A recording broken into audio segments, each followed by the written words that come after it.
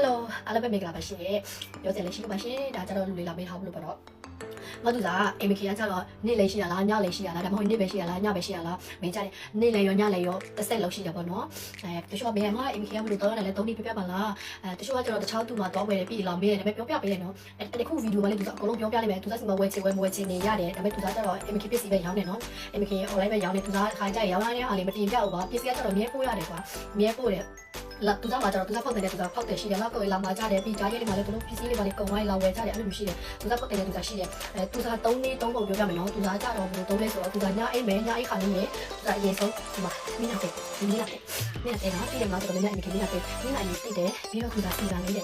ညနော်ဒါညစီလာလေးတဲ့နော်မိနာတဲ့ပြီးတူသားစီလာလေးတဲ့စီလာလေးပြီးတူသားကျဲလေးတဲ့ဒီမှာညကြိုက်တူသားအဲ့ဒီ3မျိုးပဲလေးနေနော်ကျန်တာဘာမှမလိမ့်ဘူးနော်ကိုနေမတက်မှာဆိုလို့အိမ်ခင်ဆိုအိမ်ခင်ပဲ3နဲ့တခြားလေးနဲ့တွဲ3ရင်းအိမ်ခင်ဆိုအိမ်ခင်တစ်ဆက်လို့ပဲ3နဲ့ဒီမှာညဆိုအဲ့ဒီ3မျိုးလုံးတယ်အဲ့ဒီ3မျိုးပဲ3တယ်နော်မျက်နှာတည်းစီနာလေးနဲ့ကျဲလိုက်တယ်ပြီးပြီအဲ့လောက်ပဲကျန်တာဘာမှမလိမ့်ပြီးအိတ်လိုက်တယ်မနေ့အိတ်ရနိုးပြီဆိုတာနဲ့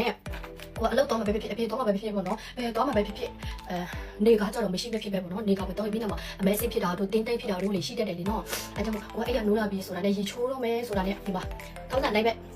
အိမ်မခင်မျက်နှာပြန်တိတ်လိုက်တယ်နေနော်ဒါအိမ်မခင်မျက်နှာပြန်တိတ်တယ်ပြီးစီနာပြန်လိမ့်တယ်နော်နေပဲနော်ဒါစီနာလိမ့်ပြီးကျဲလိမ့်တယ်နေဆိုရင်အဲ့ဒီ3မျိုးနည်းနည်းပဲလိမ့်ပေးနော်အဲ့ဒီ2မျိုးပေါ့နော်အပေါ်က2မျိုးနည်းနည်းပဲလိမ့်ပေးနော်ပြီးပြီဆိုရင်ဒီမှာတော့ဒါနေနော်နေပြပြညကြတော့အဲ့ဒီ3မျိုးပဲနော်ပြီးတော့ဒီမှာနေကဒီမှာနေကဒါကြတော့ make up ပါတဲ့ဟာကို make up ပါတဲ့နေကနော်ဘူးဖြူတောင်လေး make up ပါတဲ့နေကဒါကြတော့ make up ပါတဲ့နေကဘာသာ make up ပါတဲ့နေကနေဖက်ကြတော့ဒီ9မျိုးပဲလိမ့်နေနော်ဒီ9မျိုးပဲလိမ့်နေသူကဘာမှမလိမ့်ဘူးတချို့တစ်ခါလိမ့်ဆိုလည်းလိမ့်ရတယ်ဒါပေမဲ့သူကမလိမ့်ဘူးဒီလို MK စီပဲတွဲလိုက်တော့တခြားလိမ့်မရဘူးနေဆိုရင်ကိုကမျက်နှာပြင်မယ်ပြီးစီနာလိမ့်မယ်ပြီးကျဲလိမ့်မယ်ပြီးဒီမှာဘူးဖြူလေးတို့လိမ့်မယ်ပြီး make up တန်ပါတဲ့ဟာပေါ့ပြီး make up တန်ပါတဲ့ဟာမတက်အလိမ့်မယ်အဲ့လောက်ပဲပြီးကိုကဘာနေပဲကျဲမြေခေါင်းပဲဆွဲတခါနေပဲဆွအဲ့လောက်ပဲနေဆိုရင်ဒီ9မျိုးညဆိုရင်ဒီ3မျိုးအဲ့လောက်ပဲနော်နည်းနည်းလေးပဲဒါသူကစီမှာဝယ်လိုက်ရတယ်သူကပြောပြရင်နော်တချို့ဆိုရင်မပြောဘူးနော်သူတို့စီမှာဝယ်မှသူတို့ရှင်းပြပေးတယ်ဒါကြောင့်သူကအကုန်လုံးပြောပြလိုက်တယ်ကွာဒီက3မျိုးပြောပြတယ်တယောက်3မျိုးတူလားမတူလားတော့မသိဘူးပေါ့နော်တကယ်လို့ကိုကလိုချင်တယ်ဒီမှာပေါ်ရမလဲဆိုရင်ဒီကစီမှာဟောလို့ရတယ်သူကကြတော့ထိုင်းနိုင်ငံပြီးမလေးရှားစင်ကာပူအဲ့လောက်ပဲပို့ရနော်မြန်မာနိုင်ငံလေးမပို့ဘူးနော်လိုချင်တယ်ဆိုဒီကစီမှာလာမလို့ရတယ်နော်ဒီမှာလာရှင်းပြတာပါရှင်ကိုကဒီပစ္စည်းဝယ်တော့လည်းမပြောဘူးနော်တကယ်လို့ကိုကသုံးချင်နေဆိုရင်လာဝယ်သုံးလို့ရတယ်ပြီးဘာအတွက်ကောင်းလဲလို့မေးတဲ့သူတွေပေါ့နော်မျက်နှာမှာဝတ်ချင်ရှိတဲ့သူတွေအမဲစိတ်ရှိတဲ့သူတွေပြီးတိတ်တိတ်ဖြစ်နေတဲ့သူတွေပြီးဆောင်းဝတ်ချင်ရှိတဲ့သူတွေအတွက်သုံးပြီးတော့တစ်ဆက်လောက်သုံးလို့သုံးမယ်ဆိုတစ်ဆက်လောက်သုံးမျက်နှာတင်တဲ့ပဲသုံးကြည့်မယ်လေးပေါ့ညအဲ့တော့တချို့ကျတော့အဲ့မတက်နိုင်လို့အဲ့လောက်ပဲသုံးတာပေါ့ရတယ်ဘယ်လောက်ပဲသုံးဒါပေမဲ့တစ်ဆက်လောက်သုံးရင်ပိုပြီးကောင်းတာပေါ့နော်သူကကျတော့တစ်ဆက်လောက်ပဲသုံးစီချင်တယ်အဲ့ဒါလာပြတာပါရှင်တကယ်လို့လူချင်းတွေဆိုရင်သူစားစီမလာဝယ်လို့ရပါတယ်ရှင်အားလည်းကိုကျေးဇူးပါရှင်နောက်ရက်ဒီကြာရင်သူစားနေလိမ့်ပြမယ်နော်ဒါကကြတော့တာဖိုင်နဲ့လာရှင်းပြတာပေါ့နော်အားလည်းကိုကျေးဇူးပါ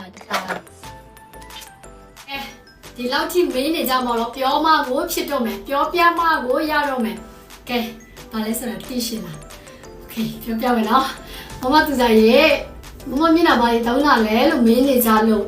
ဟိုအားလို့ပြောသေးရမှာနော်အခုအားတယ်အပြားလည်းထွက်လာပြီဆိုတော့အပြားလည်းလာပြီဆိုတော့ခါရတာလည်းမပြောပြမယ်အဲ့မိတ်ကလေးနော်အမဘာနဲ့မှမဖြစ်ဘူးဒီ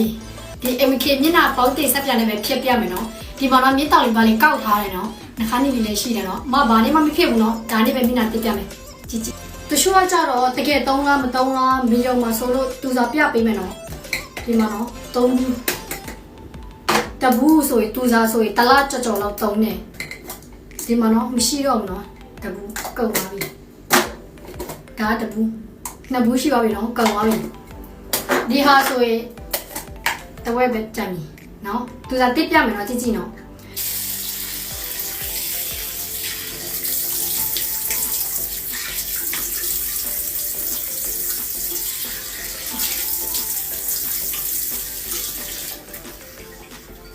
ဒီမှာနော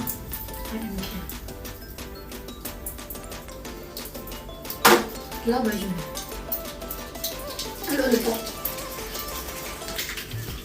မက်ကလေးပါလေကိုပြက်စီရမယ်စောင့်ကြည့်လိုက်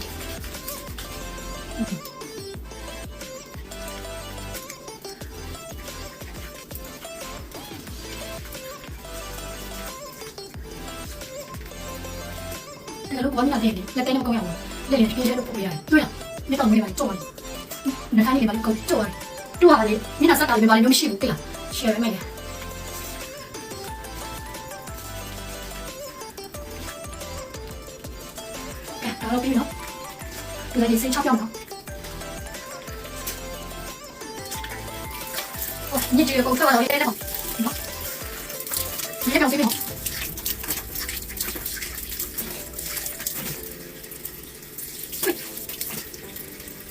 要随便嘛，看。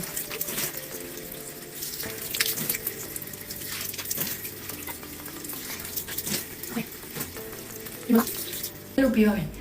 ဒီကလာကြည့်ဒီမှာနောက်ကိုကတပည့်နဲ့မတုံးနေနော်တပည့်မှာကြတော့ကိုမမြင်ရတဲ့အဖုံမွားလေးရှိမယ်ညစ်ကြေးလေးရှိမယ်အဲ့ဒါထက်ရှူးနဲ့ပဲတုံးနော်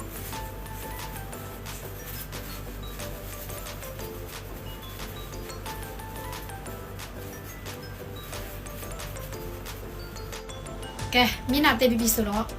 ဒါစင်လာလိမ့်မယ်နော်我在那里一样嘛，我在那里一样。多哩，生打开有生活样面的对啦，就是跟你是跟你说打开生活嘛。来不？嘛，打开生活嘛，那里都对。但不是人家爱看你喏，人家爱看的，比较生活嘛。ဒီကျဲကြတော့6နှစ်ကလေးကနေစတောင်းလို့ရတယ်နော်ဒီကျဲထုတ်ဆိုလဲသူစား3နှစ်နဲ့ပဲနဲ့ထုတ်ရှိပြီလို့မသိဘူးစီလာရောကျဲကညောင်းအခါနေမများလေးအုံပေးမိုက်တယ်အေးနေတာပဲတကယ်ကိုအေးနေတာပဲဒ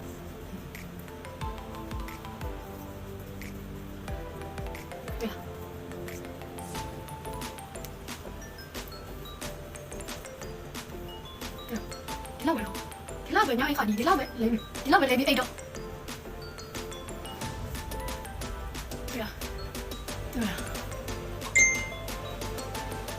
ဒီလောက်ပဲလိမ့်ပြီးအဲ့တော့မျက်နှာလေးချစ်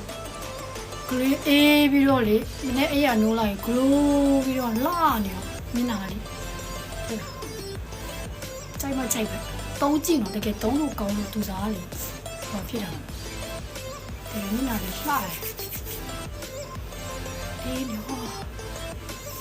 ဒီမှာပါအမရညာအိတ်ခါလေးဒီ3မျိုးနော်ဒီလို3မျိုးစုံလဲဝယ်တော့ကိုကောင်းတာပေါ့နော်ကိုပြီးတိတာများတာပေါ့နော်ကိုပစ္စည်းတစ်ခုက3မိတ်ဆိုရင်လေဆွဲ3ပြီးနော်အခုတိတာလည်းမဟုတ်ဘူးအမဘယ်လိုလဲအဲ့လိုမျိုးပြောနေတော့ပစ္စည်းရတယ်ကိုကတစ်စုံလုံး3စမ်းကြည့်ကိုတိတာမတိတာလို့ဆိုတော့ပြည့်ချင်တစ်စုံလုံးကုန်စမ်းကြည့်အဲ့အဲ့ဒါမှကိုကတိတာဆိုတော့တိရမယ်ပေါ့နော်တင်းနေပဲလေရတယ်မမင်းအောင်မလည်းတိတာကိုဘယ်လိုလဲအဲ့လိုမျိုးပြောနေတော့ဘယ်ပစ္စည်းမှအခုတော့ပစ္စည်းတိတာလိုက်မျိုးမရှိဘူးနော်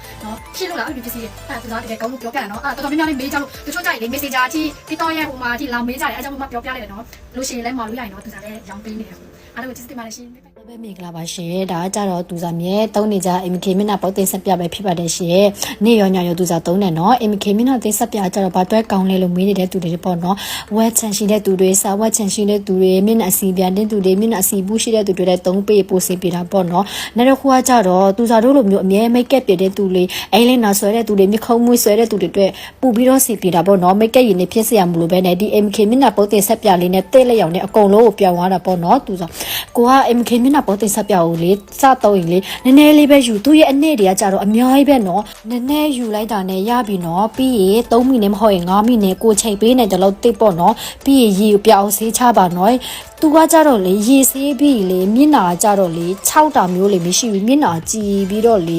ကြည်ရနေရထိုင်ရတာဆင်ပြီးတော့ပေါ့နော်နောက်တော့ကိုကယောက်ျားလေးတွေရောသုံးလို့ရလားမအားလို့မေးနေတဲ့သူတွေယောက်ျားလေးမိန်းကလေးအကုန်သုံးလို့ရတယ်နော်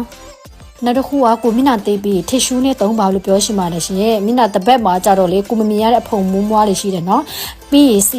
ရာကြတော့ဘာအတွက်ကောင်းလဲစီရာကြတော့မျက်နှာ6တဲ့သူတွေမျက်နှာအရည်ဓာတ်မရှိတဲ့သူတွေတဲ့3ပေပိုးစင်ပြတာပေါ့နော်စီရာကြတော့10စက္ကန့်20စက္ကန့်နဲ့အသားထဲစိမ့်ဝင်သွားတယ်နော်လိမ့်လိုက်တာနဲ့အသားထဲစိမ့်ဝင်သွားတယ်နော်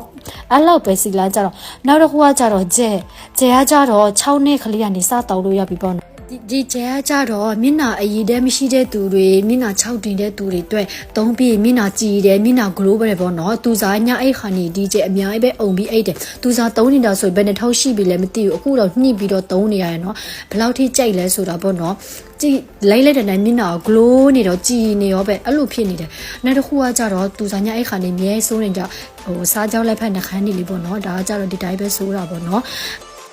တွေ့လားဒီကျဲလိမ့်လိုက်တဲ့နဲ့မျက်နှာကြတော့6တာမျိုးမရှိမျက်နှာကြည်ပြီးတော့ glow နေတယ်မျက်နှာလေးနေရတာအေးပြီးတော့လေနေရတာစင်ပြေနေရောပဲသူစားညအိတ်ခါနေရဒီ3မျိုးပဲသုံးတယ်နော်ကျန်တာဘာမှမသုံးဘူးနော်ဒီလောက်ပါပဲရှင်တကယ်လို့ကိုကဝင်ရှင်သူစားစီမလာဝယ်လို့ရ အားလည်းပဲမင်္ဂလာပါရှင်သိကြပြီလား31ရက်နေ့ကနေ9ရက်နေ့ထိနိုခါရီကောင်းရွှေ30ဝယ်တဲ့တူတိုင်းကို89ဘတ်ငွေသားပြန်ရမယ့်အခွင့်အရေးကြီးရှိတယ်နော်ဒီနေ့ည8:00နာရီမှာကိုဟိတ်ထူးရဲ့ TikTok အကောင့်မှာသူစားရှိနေမယ်နော်ဝယ်ယူအားပေးဖို့မင်းကြနဲ့နော်အားလုံးကိုကျေးဇူးတင်ပါတယ်ရှင် ဘာလို့လဲတုံးနေလဲလို့ခဏခဏမင်းနေကြတယ်မင်းနေကြလို့ပေါ့နော်အိမ်ကလည်းတော့အောက်မှာပြောပြတယ်နော်ဘာတုံးလဲဆိုတော့သွားဆွဲကြည့်ကြည့်ပေါ့နော်ဒီမှာသူကတုံးနေကြတော့နိုခါလီဆိုတာနည်းအကုန်လုံးတည်တယ်နော်ဘာလဲဆိုတော့ကောင်းလျှော်ရေးပေါင်းစင်ကောင်းလေးစီတို့ဆိုတာအကုန်လုံးတည်ခုဆိုရင်တစ်ပစ္စည်းရောအကောင်လုံးချင်းတော့ပိတ်ထားရပြီနော်ဟုတ်တယ်နော်ဒါပေမဲ့အမိကိုအမြဲတုံးနေတဲ့နိုခါလီကောင်းလျှော်ရေးရဲ့ပါတဲ့ကောင်းလေးစီအဖို့ပစ္စည်းတိတ်လေးဒီမှာဘူးအကြီးလေးထွက်လာပြီပေါ့နော်ဒီမှာသူ့ရဲ့ဘူးကြီးလေးဒီကောင်းလေးစီကကြောက်တော့50ပင်ပါတဲ့ဖြစ်တဲ့ကြောင့်မလို့3လကျော်လေးတော့သုံးလို့ရတယ်ဘူးသေးရောဆိုရင်တလကျော်လောက်တလတော့မကျော်ဘူးတလမပြည့်တပြည့်3ရတယ်ပေါ့နော်ဒီဗီဒီယိုကကြောက်50ပင်ပါဆိုရင်3လကျော်4လနေပါတော့သုံးလို့ရတယ်ပေါ့နော်ဒီမှာသူ့မှာပါဝေးတဲ့ပစ္စည်းတွေကကြောက်တော့တန်ပစ္စည်းတို့ပြီးထောက်ပံ့တဲ့အစီတို့ဗီတာမင် E တို့ပါတဲ့ဖြစ်တဲ့ကြောင့်မလို့စပင်ဆင်ဆိုထားတဲ့သူတွေစပင်အရင်ပစ္စည်းနေတဲ့သူတွေစပင်မရှိမြန်တဲ့သူတွေစပင်ပါတဲ့သူတွေအတွက်သုံးပေးရမယ်သုံးဖို့တော့သုံးခုပြောချင်တာပေါ့နော်အရင်လည်းသူကကောင်းလျှော်ရေးလည်းသုံးတယ်အရင်လည်းသူကကောင်းလျှော်ရေးနော်တခြားအရင်လည်းလျှော်တယ်ဒါပေမဲ့အဲ့လိုစပင်မရှိဘူးဒီပါတယ်စပင်ကောက်တူလေးနဲ့လေတင်မှာတော့အရင်တော့ဆောက်လာလေးရှိတယ်အဲ့တော့စပင်ပါလေးပဲပြီးစပင်တူလေးလူခါလေးတော့ပြီးတဲ့သူကစပယ်ရှိလာတယ်ပြီးရင်အများတုံးပေးတယ်သူကပစ္စည်းတွေအများဆွဲတုံးပေးတယ်ဒီမှာသူကကောင်းလေးစီပစ္စည်းဘူးကြီးထွက်လာပြီးအများကြီးကြီးပေးတယ်ဒီကသူကကောင်းလေးစီပူပြီးချက်တောင်းနေမှာမွေးပြီးတော့ထောက်တဲ့တင်လောက်ထားဆိုမွေးပြီးတော့လဲနေတဲ့ခါကျရင်စပယ်သားလေးကပြီးပြီးတော့ဖြောက်စေးနေတာလေအဲ့ဒီကောင်းလေးစီကတော့နော်ပြီးရင်နောက်တော့ယောက်ျားလေးရောတုံးရအောင်မိန်းကလေးပဲတုံးရအောင်ယောက်ျားလေးမိန်းကလေးအကုန်တုံးလို့ရတယ်တချို့ယောက်ျားလေးတွေကတော့တော့ကန်ချင်းတော့ခက်ပြီးစပယ်ကချွေးပြန်ပြီးတော့စပယ်ကျွတ်တယ်ပြီးစပယ်ပါလာတယ်အဲကြောင့်လို့အဲ့ဒီကောင်းလျှော်ရီတို့နိုခါလီကောင်းလျှော်ရီနိုခါလီကောင်းလေးစီတို့သုံးစီချင်းဒါကသူကမေးလို့ပြပြရတယ်နော်ကြောင်တာမဟုတ်ပြီးမနေ့ကကြာရင်ကိုဟင်းထူးလိုက်မှာ promotion ရှိတယ်လေအဲ့ဒါတော့ဝင်ကြတော့ချင်းတော့မှာဒီကန်ဆယ်မဲလေးရှိတယ်လို့ပြောရနော်တော်တော်များများသူစားတီတော့ကြီးတဲ့သူတွေတော်တော်များများသိမယ်နော်အရင်ကသူစားစပယ်ကောက်တူလေးနဲ့စပယ်အမြဲကြည့်ထားရတယ်အခုဆိုကြည့်ဒါစပယ်တူမဟုတ်နော်အစိနော်ဒီမှာဒါစပယ်အစိနော်ဒီမှာလူခါလေးပဲတောင်းပါလေရှိတယ်အရင်ကလည်းပြောပြရင်တော့ဒီမှာကြည့်ပွားစတူကောင်းလေးစီရေချိုးပြီးလဲလဲစပယ်ကလေဖျောက်ပြီးတော့စင်းနေတာပဲကြည့်